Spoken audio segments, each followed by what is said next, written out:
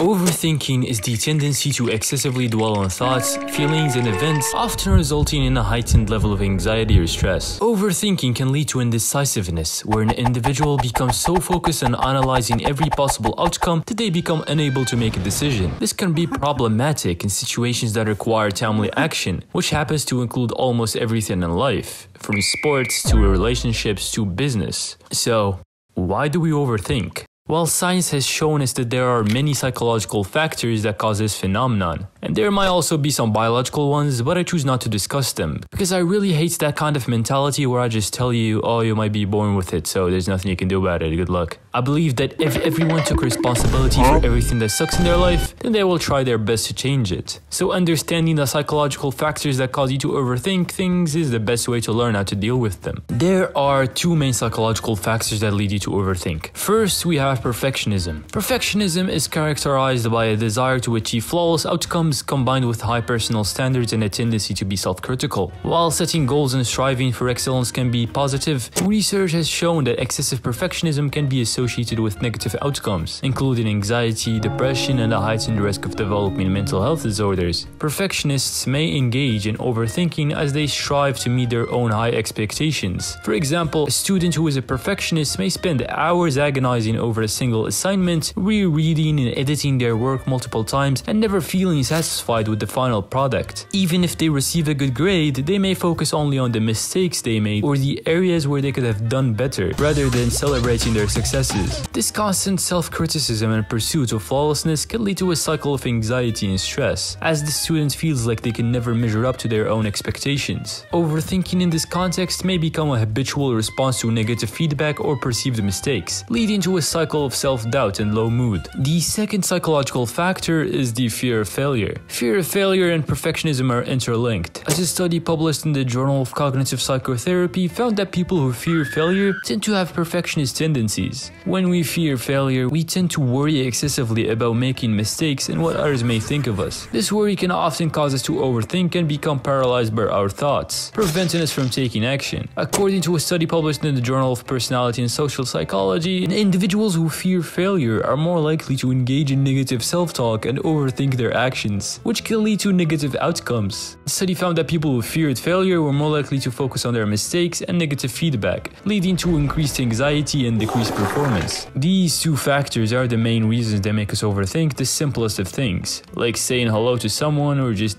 dunking a basketball. But other than changing your ideology, what are some actionable things you can do to mitigate overthinking? Well, one of the most important things is developing a certain skill called presence of mind. A lot of people live their lives on autopilot mode. They just sit AFK in their bodies while trotting through life. This is mostly caused by school and your average 9-to-5 job, where the tasks you are assigned are so boring your brain has no choice but to wander off somewhere to keep you from shooting yourself. One of the best ways to develop a good presence of mind is through some form of daily meditation. Hey, stop that! Don't click away now. Meditation might sound a little wishy-washy, but trust me, it works. There's a reason ancient warriors had some form of meditation, from samurai to Muslim soldiers. It's helped all of them develop stress-free and clear minds, since a literal second of overthinking in the battlefield can cost you an arm or two. So, how do I meditate? It's easy. Sit somewhere comfortable, but not too comfortable that you end up snoozing. Then close your eyes and just focus on your breath. Feel the air going in and out of your nose, or mouth if you're a mouth breather. We don't discriminate on this channel. Like this video if you also don't participate in prejudiced hate on the internet. Also like this video if you do, I don't care. When you first start meditating, it's going to be hard at first. You're going to be distracted with all kinds of thoughts, but that's okay. Think of it like you're doing reps of a certain exercise. Every time you stray off of focusing on your breath and start thinking about some other BS, just go back to thinking about breathing. That should count as one rep. And over time you're gonna notice that you're getting better at it. Keep in mind that meditation isn't a one-size-fits-all solution.